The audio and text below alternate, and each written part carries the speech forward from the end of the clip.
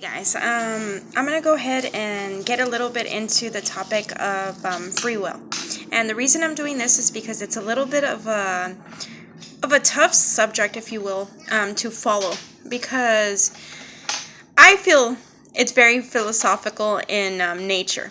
So let's go over a few things. Free.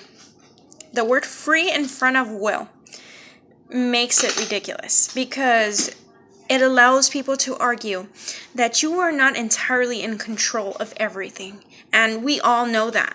And there is people that are going to argue that we are, but I feel like it's obvious that we're not. And many people will feel the same way as I do. We are not able to fly off to the sky if we wish to because we don't have wings. We have to catch planes, and people have to design planes and whatnot.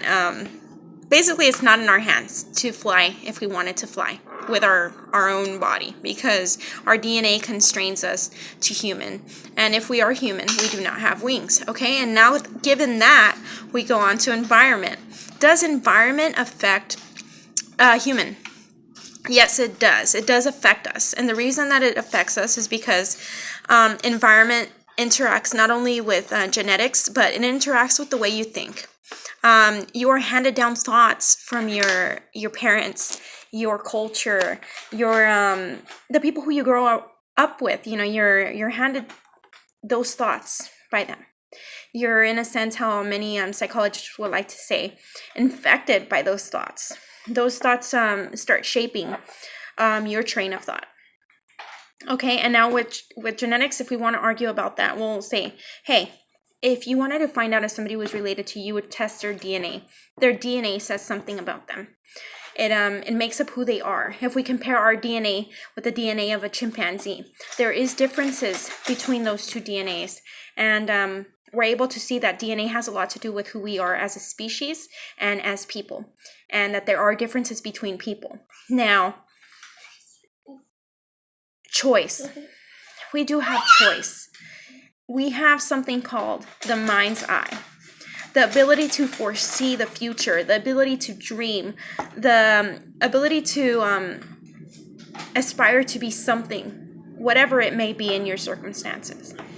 To say that those things are not shaped by our environment is a stretch, because if you see a lot of your family members are nurses, or a lot of your family members are, let's say, businessmen or businesswomen, you will have a tendency to want to do the same thing as they do.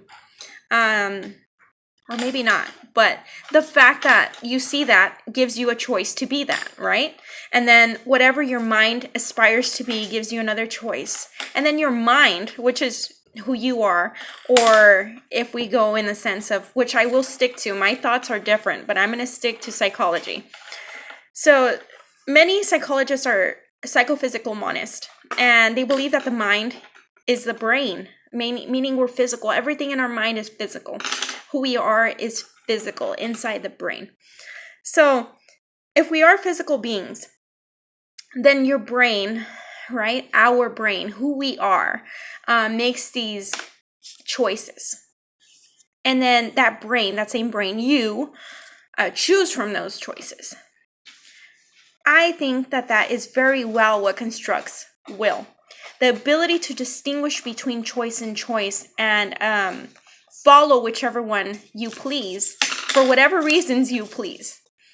Now, I think to go more into that is rhetoric, because we don't understand a lot of things about the brain yet, or about personality, or about how the mind is formed. We do understand a lot about personality in a sense, but the way that the mind is, the consciousness of who we are, is still not very well understood. And the reason that we don't very well understand that is because technologically we're not there, and whatever other reasons. But the fact that we don't understand that is what makes us turn this subject of free will more philosophical. And I think that is why it makes this subject in psychology so hard to study, because we have a lot of theories, and we have to kind of conform to those theories, even though we can see a lot of holes in them. And I guess that's how it works until you really find out what it is, or a close idea of what it is. So I challenge you to watch this video to its entirety over again and think to yourself, what is it about me or about my choices that make me feel like I have free will? Is it the fact that I have a mind's eye, that I can imagine a lot of scenarios, even though those scenarios are constricted to our environment, or by our environment and by our genetics? Just the fact that your mind is able to come up with all these scenarios and you're able to choose from them, I feel like that makes free will or will. We don't have to call it free because we are influenced. And if that's what you mean by will, the fact that it's influenced and it's not free, then okay, we're influenced. But the fact that you can come up with all these scenarios, and if you're given more information, you can go beyond and come up with even more scenarios. And then there's still the fact that if you're different, or if you have this amazing imagination, you can go beyond your environment. I feel like there's a lot of people who go above and beyond what is expected of them, of what people thought they could do. They go above and beyond. And what is that? Can we attribute that to environment? A lot of the times we can't. Can we attribute that to education? Maybe. But it's still a choice. It's still a drive. It's still something inside of you, or inside of your psychological processing, that says go for it, that says choose this and don't choose that. That is will. And I'll leave you guys with that. And hopefully this helped you understand a little bit of the concept. Sorry about the baby in the background. Thank you.